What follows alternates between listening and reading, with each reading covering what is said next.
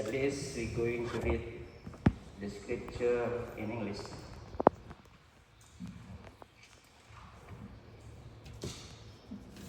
Brothers and sisters in Christ, our sermon today is written in the book of Psalm 50th chapter, beginning verse 7 to 15. This is the word of the Lord. Hear, O my people, I will speak. O Israel, I will testify against you. I am God, your God. Not for your sacrifices do I rebuke you. Your burnt offerings are continually before me. I will not accept a bull from your house or goats from your folds. For every wild animal of the forest is mine, the cattle of the 1,000 hills. I know all the birds of the air, and all the moves in the field is mine. If I were hungry, I would not tell you, for the world and all that is in it is mine. Do I eat the flesh of bulls or drink of blood of goats? Offer to God a sacrifice of thanksgiving and pay your vows to the Most High. Call on me in the day of trouble. I will deliver you, and you shall glorify me. Here we are, brothers and sisters, we are entering the first Sunday after Trinity. Our context today reminds us when God never stopped speak to his people. Especially when we celebrate the very first Sunday after the Trinity. God speaks directly to his people, correcting their misunderstanding of the true worship. Through our service today, brothers and sisters, God reminds us that he does not need the sacrifices, but rather he desires of the genuine faith and depends on him. So God desires thanksgiving from all of us. God desires obedience from of us. And God desires trust from of us. He does not desire our empty religious action. So let us celebrate our all Sundays after Trinity through the end of this year. With God's help, we will have a true worship in our life. We will have a genuine faith in our life, and we will have depend on him. May God bless you, brothers and sisters, especially John and Madeline. We will continue our sermon in Bahasa Indonesia. So, if you need to talk about God, please don't be hesitant.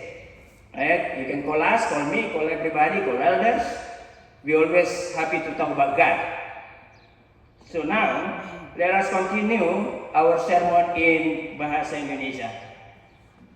Ira orang pas mengundang tajah bahasa ibu deh, mengenang.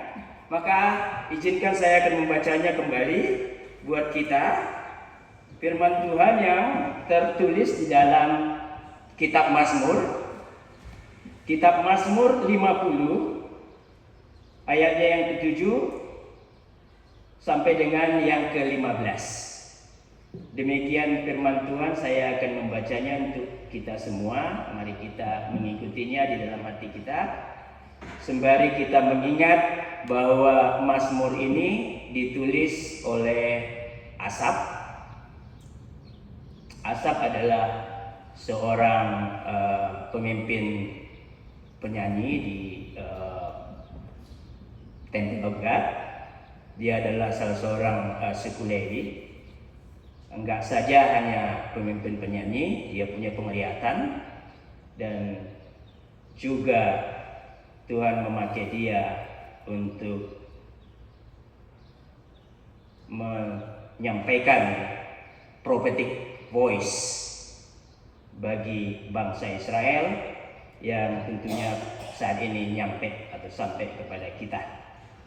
Demikian firman Tuhan. Dengarlah hai umatku, aku hendak berfirman. Hai Israel, aku hendak bersaksi terhadap kamu. Akulah Allah, Allahmu. Bukan karena korban sembelihanmu aku menghukum engkau. Bahkan korban bakaranmu tetap ada di hadapanku.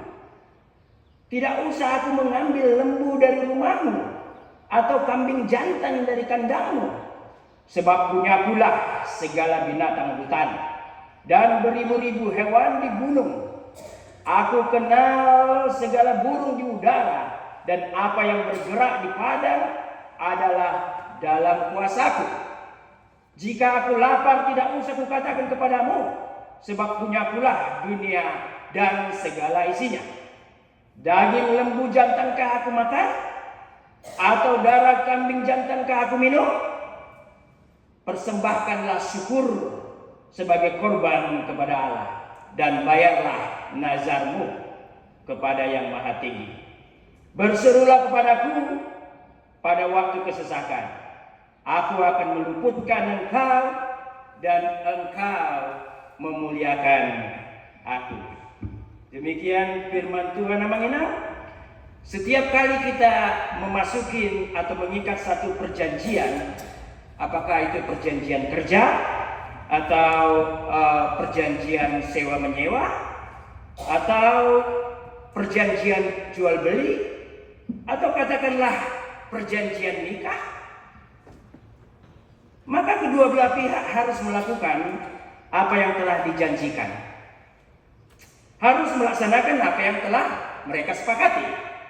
Maka jika salah satu pihak tidak memenuhi janjinya, tentu pihak yang lain punya kesempatan untuk menuntut. Memang situasi yang sama juga terjadi bagi bangsa Israel. Ketika Tuhan mengikat perjanjian dengan bangsa ini, dan ketika Tuhan menepati janjinya, apakah bangsa ini juga menepati janjinya? Perjanjian antara Tuhan dengan bangsa Israel yang sering selalu kita dengar, I will be your God and you will be my people. I will bless you and you will obey me. Alkitab mencatat perjanjian ini di dalam kitab Keluaran 24, bahwa ketika Musa menyampaikan perjanjian ini setelah dia bertemu dengan Tuhan, ketika dia menyampaikan perjanjian ini di depan bangsa Israel, maka seluruh bangsa itu menjawab dengan serentak. Mereka mengatakan segala firman yang telah diucapkan Tuhan itu akan kami lakukan. Janji bangsa Israel. Pertanyaannya adalah, siapakah yang tidak menepati janji ini? Apakah Tuhan lalai dengan janjinya? Mengenai? Kami mau pastikan bahwa Tuhan tidak lalai menepati janjinya. Kita bisa menyaksikan bagaimana perjalanan bangsa Israel. Kita bahkan bisa membacanya dalam 2 Petrus 3 ayat 9. Bahwa Tuhan tidak lalai dengan janjinya. Lalu bagaimana dengan bangsa Israel? Apakah mereka benar-benar menepati janjinya? Kalau benar, lantas mengapa Tuhan berteofani melalui asap, menyatakan diri melalui asap, lalu berfirman, dengarlah hai umatku, aku hendak berfirman, hai Israel, aku hendak bersaksi terhadap engkau. Akulah Allah, Allahmu. Bukan karena korban sembelihanmu aku menghukum engkau. Ketika kita membaca konteks kita ini, ketika kita merenungkannya, maka nggak susah bagi kita untuk mencoba memahaminya. Maka gampang bagi kita untuk coba memahami konteks ini, bahwa salah satu pihak tidak memenuhi janjinya. Salah satu pihak sedang mengabaikan perjanjian itu.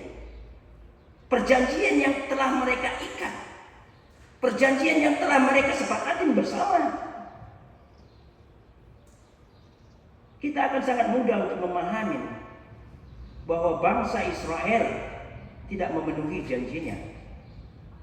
Bahwa bangsa Israel lupa ketika mereka mendengar perjanjian itu melalui Musa. Mereka lupa bahwa mereka secara serentak pernah mengikrarkan segala firman yang telah diucapkan Tuhan itu akan kami lakukan. Oleh karena itu mengingat Tuhan berfirman kepada bangsa Israel, Tuhan sedang melakukan tuntutan kepada bangsa ini.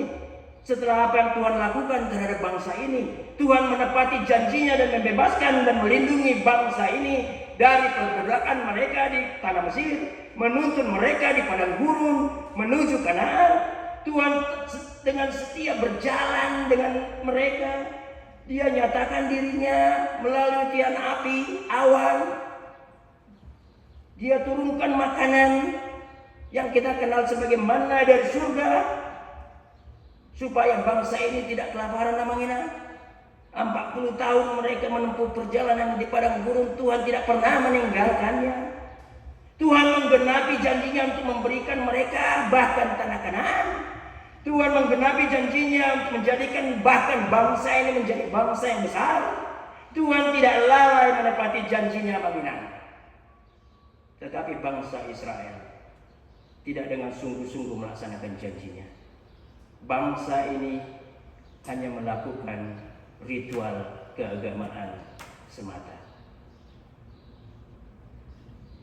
Namanya mereka tidak dengan sungguh-sungguh melaksanakan apa yang mereka ikrarkan, apa yang mereka sepakati, yang tertulis dalam kitab Keluaran 20 sampai 23.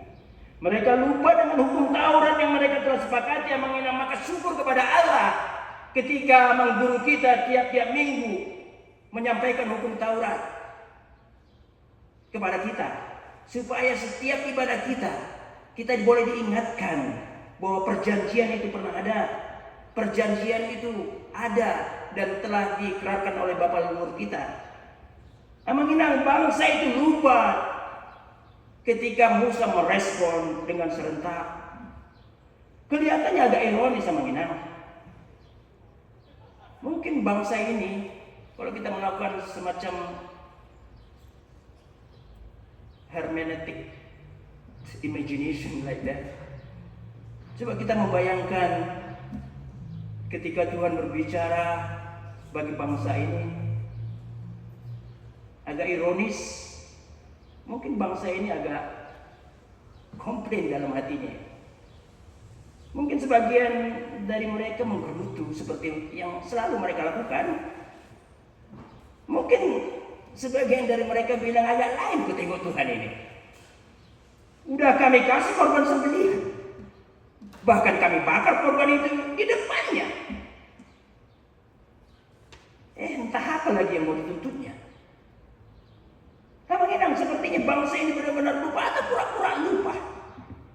Setelah mereka dibebaskan dari perbudakan di Mesir dan menuntun mereka sampai ke tanah perjanjian.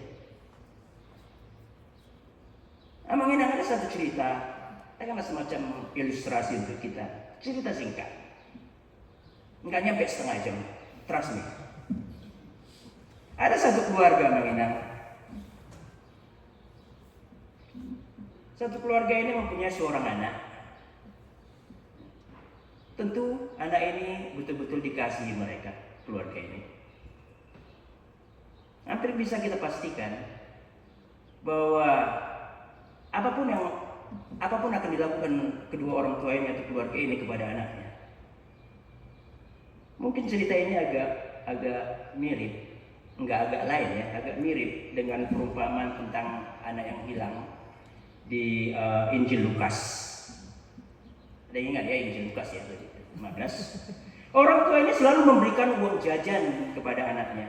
Suatu hari yang mengenang, si anak datang kepada bapaknya dan dia bilang begini. Ini pulang sekolah ini ceritanya. Bapak, Man say ngolong doro hak itu Bapak. Naki mula sekolah butuh ordo oleh-oleh coba apa sambil dia kasih tuh oleh-oleh itu. Saya kiat malas kelas rohani Bapak teh. Emang inang cerita singkat ini kita bisa bayangkan betapa senangnya hati Bapak itu. Ada bapak-bapak di sini. Bayangkan ketika anak kita toddler dia kasih sama kita. Nggak ada yang lebih senang dari itu. Kalau saya pribadi, saya yakin kita semua merasakannya.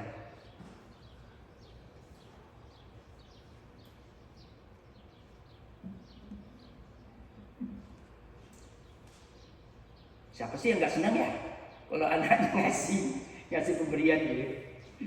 Walaupun memang kita tahu bahwa oleh-oleh itu dibeli dari uang yang diberikan bapaknya. Tapi ketulusan hati seorang anak itulah yang bisa kita yakini menyenangkan hati bapaknya.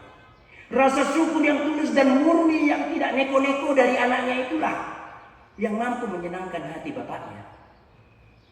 Anak ini tidak sedang berpura-pura untuk menyenangkan bapaknya, menginap. Anak ini dengan hati yang murni dan tulus melakukannya asal langsung hati bapaknya. Bahkan anak ini dia tidak sedang melakukan strategi transaksional lah menginap. Strategi transaksional.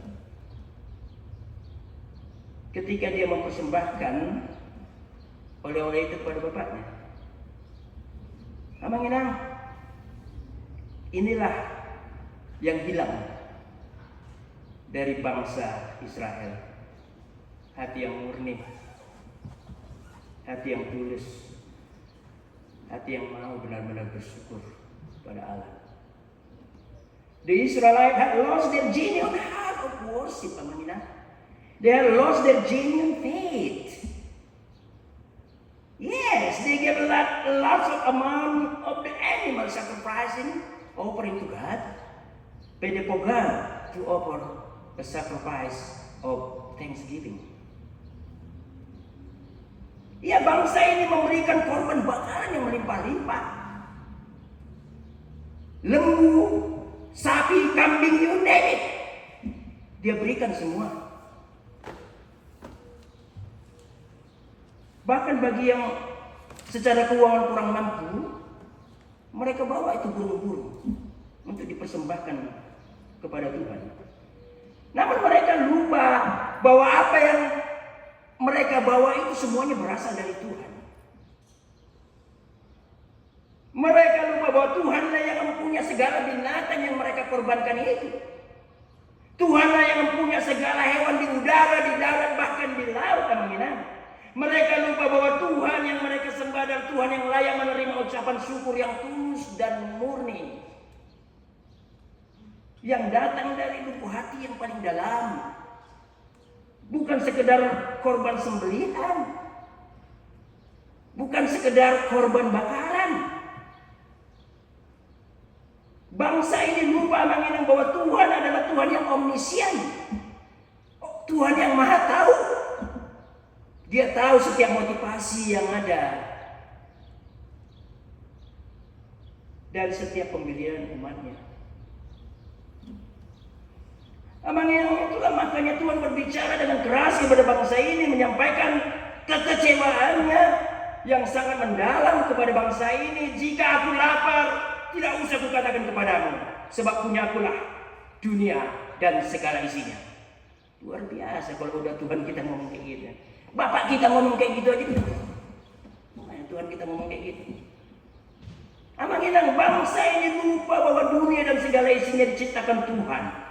Bukan saja diciptakan Tuhan, bahwa ini juga milik Tuhan. Dan Tuhan sungguh-sungguh mengasihi bangsa pilihannya.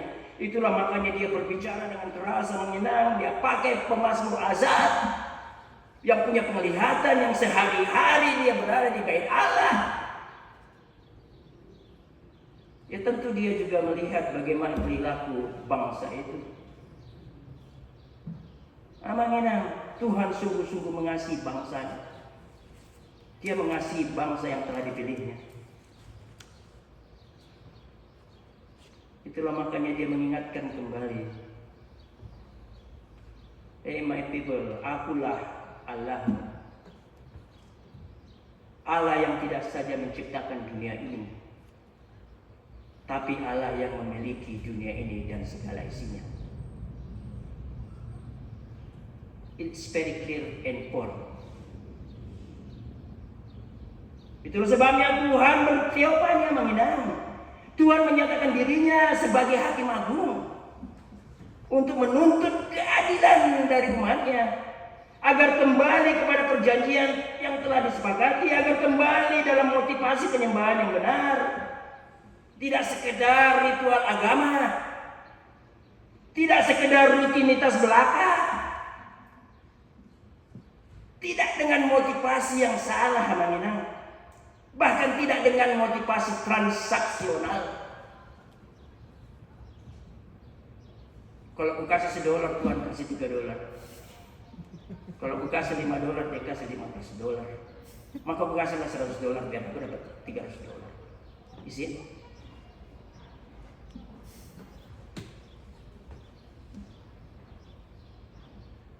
Aku nggak tahu kalau jemaat HKBP berpikir kayak gitu ya, enggak ya. Puji Tuhan. Kalau ada ini teguran bagi kita. Iya kan gereja butuh duit bro. Abang ini adalah teguran keras dari Allah, tuntutan Allah kepada umat yang dikasihinya untuk kembali kepada perjanjian yang pernah diikat bersama. Perjanjian yang sampai saat ini belum pernah dibatalkan. Saya nggak tahu ada orang pendeta ini pernah dibatalkan nggak itu perjanjian ini. I'm your God, you are my people. I will bless you, you obey me.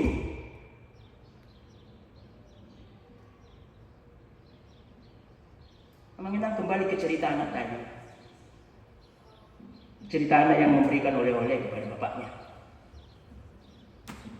Sebagaimana seorang anak yang menyenangkan hati bapaknya, demikianlah hendaknya kita menyenangkan hati bapak kita.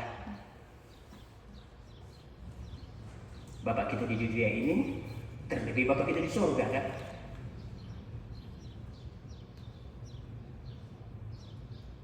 Demikianlah hendaknya kita menyenangkan Allah kita yang Tritunggal itu. Allah Bapa, Anak, dan Roh Kudus. Memang jadilah seperti anak kecil yang dengan hati yang tulus, dengan hati yang murni, hati yang tidak neko-neko, hati yang tidak ada di dalamnya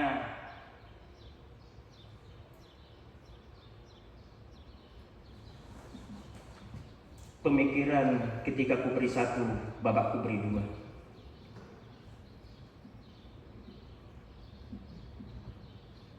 Semakin banyak ku beri, semakin banyak bapakku memberi.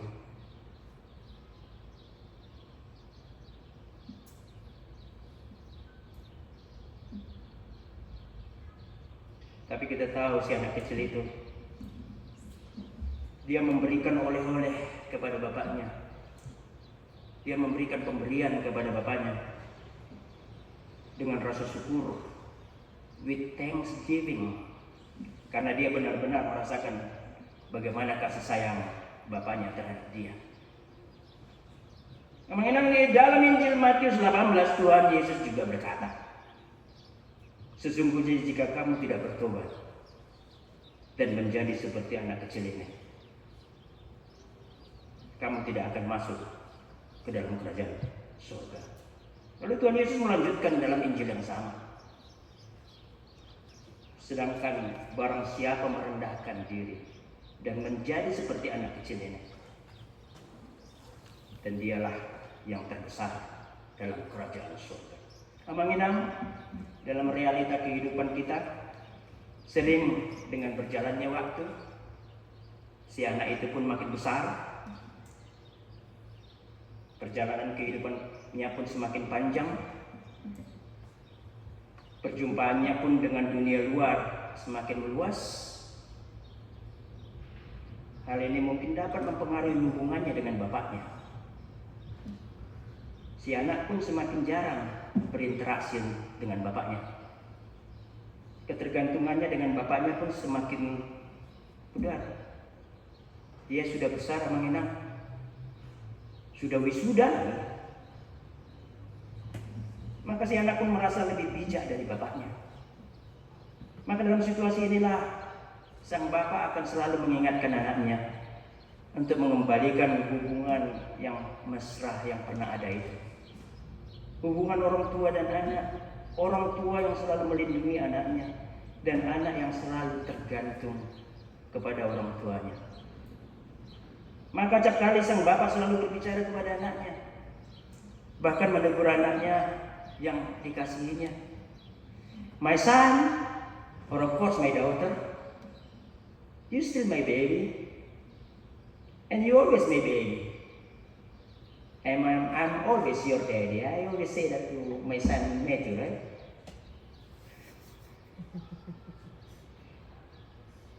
Anakku, Bapak tidak mau kehilanganmu, nak. Bapak tahu kau sudah sarjana, Mang. Kau sudah sarjana, Nang. Kau sudah kerja yang bagus lagi. Kau kirim Bapak banyak dolar tiap-tiap bulan. I appreciate that, anakku. Sambil bapaknya menggunakan bahasa Inggris yang berpasir-pasir. Tapi bukan itu yang kuinginkan, anakku. Bapak ingin kau menyediakan waktumu untuk Bapak, anakku. Bapak ingin situasi kita dulu waktu kau toddler. Enak kali kurasa hubungan kita waktu itu. Bapak pulang kerja kau lari-lari ke pintu. Bapak.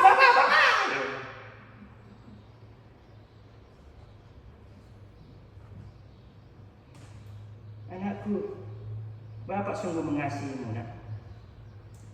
Bapak ingin kita sama-sama masuk kerajaan surga kelak. Memang sebagai anak-anak Allah terkadang kita perlu mengambil waktu sedikit saja. Nggak perlu banyak-banyak. Sedikit saja untuk merenungkan bagaimana sesungguhnya hubungan kita dengan Allah. Ya kita rajin malam minggu, Mang. Nggak pernah absen, bisa dipastikan. Bahkan kalaupun karena satu dua hal kita nggak bisa hadir ke gereja, ada yang hilang gitu. Ada yang hilang. Apa? Oh iya, nggak ke gereja gua. Ya kita selalu memberikan persembahan minggu yang terbaik, Mang. Bahkan kita nggak pernah ke toko itu untuk beli bonbon dulu, ya, supaya ada uang kecil untuk dipersembahkan. Kita nggak perlu melakukan itu, kan? Supaya ada dimasukkan ke kantong persembahan itu. Namanya bulanan kita nggak pernah telat, on time. Persembahan bulanan always on time, namanya nggak pernah nunggak, apalagi miss. Kalau paraledelnya kelihatan pusing dia garuk-garuk kepala masalah pembiayaan gereja, kita pasti siap untuk membantu. Ya, pokoknya stewardship kita itu baguslah, sip lah. Namun ada satu hal yang perlu kita renungkan, namanya. Apakah kita melakukan itu semua dengan hati yang tulus? Apakah kita melakukan itu semua dengan hati yang murni, yang bersih, tanpa neko-neko, tanpa harap kembali?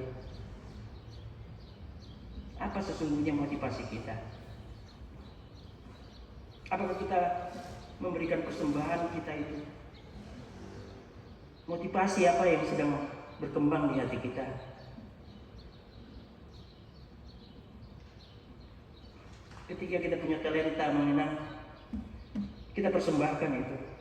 Motivasi apa yang ada di situ? Ketika kita punya suara bagus, menjadi song leader, mirip-mirip dengan Asap, motivasi apa yang ada di situ? Ketika kita punya harta, kita bantu gereja kita, motivasi apa yang ada di situ? Bahkan namanya ketika kita mempersembahkan tubuh kita sekalipun sebagai persembahan yang hidup untuk Tuhan, apakah itu semua didasari oleh ikatan, oleh satu hubungan yang mesra dengan Bapa, satu relasi yang mesra dengan Allah kita? Sesejati apakah ibadah kita? Baiklah kita renungkan masing-masing. Ketika Tuhan menegur kita, karena Dia mengasihi kita. Semoga Tuhan Yesus menguatkan langkah hidup kita menginap dalam perjalanan kita semua menuju kerajaan surga. May God strengthen our journey, brother and sister. Let us pray. Terima kasih ya Bapak, karena Tuhan telah berbicara bagi kami. Kami bersyukur Tuhan, kami menyembah Allah yang hidup, Allah yang tidak pernah berhenti berbicara. Bapak, seperti lagu yang kami mazmurkan, selidikilah kami Tuhan. Pilihlah hati kami Tuhan. Apakah kami betul-betul menyembah Tuhan dengan hati yang murni, hati yang bersih, hati yang selalu bersyukur karena Tuhan, karena kebaikan-Mu dalam hidup kami. Pengorbanan anak-Mu yang luar biasa di kayu salib, biarlah itu menjadi pegangan hidup kami untuk setiap langkah kami ke depan menuju kerajaan surga.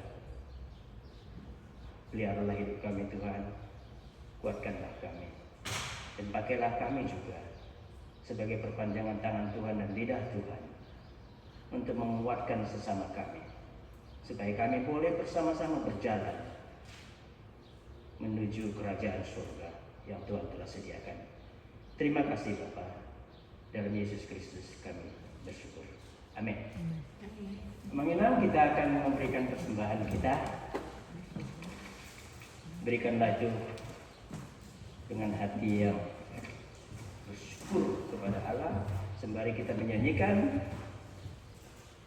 nyanyian buku HKBP nomor 723.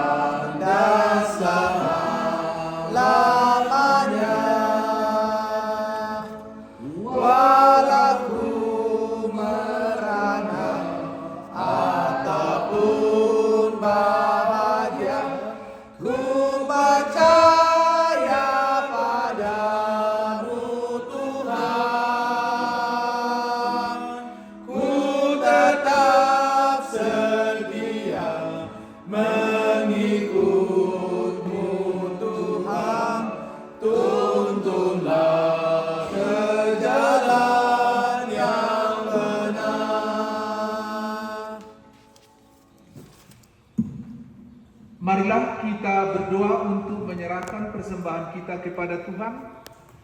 Ya Allah Bapa kami yang di surga, kami mengaku bahwa Tuhan adalah sumber dari segala karunia yang melimpah dalam kehidupan kami masing-masing. Sebahagian daripada karunia itu kami serahkan kembali sebagai persembahan kepada Tuhan. Terimalah dan berkatilah persembahan umat-Mu ini, agar dapat kami pergunakan untuk pekerjaan dan pelayanan kerajaan Tuhan di dunia ini. Bukalah hati kami untuk mengenal betapa banyak berkat dan karunia yang kami peroleh dari Tuhan, supaya kami senantiasa bersyukur kepadamu di dalam nama Yesus Kristus Tuhan kami. Amin. Tuhan karuniamu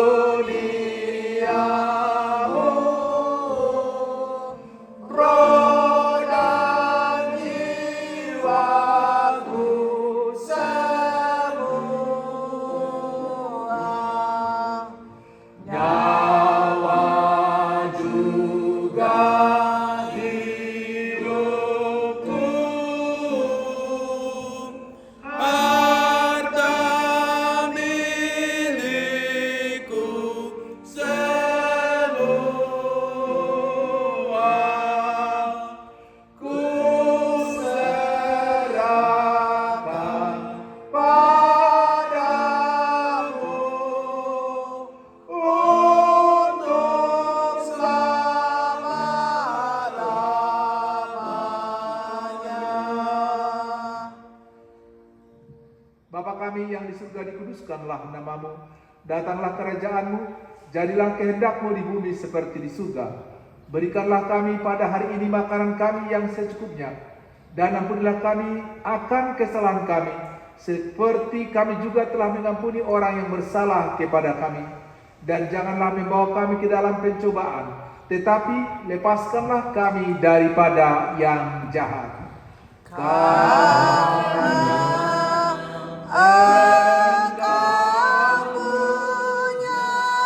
kerajaan dan kekuasaan dan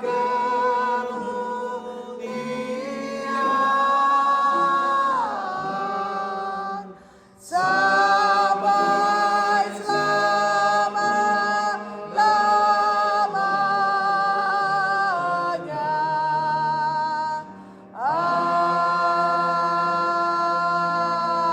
Amin. Marilah kita pulang dengan sejahtera dan kita terimalah berkat dari Tuhan. Tuhan memberkati kita dan melindungi kita. Tuhan menyinari kita dengan wajah-Nya dan memberi kita kasih karunia. Tuhan menghadapkan wajah-Nya kepada kita dan memberi kita damai sejahtera. Amin. Amin.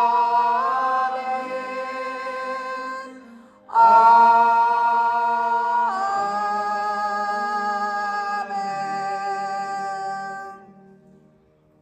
Ya, selamat hari Minggu, Amang Inang.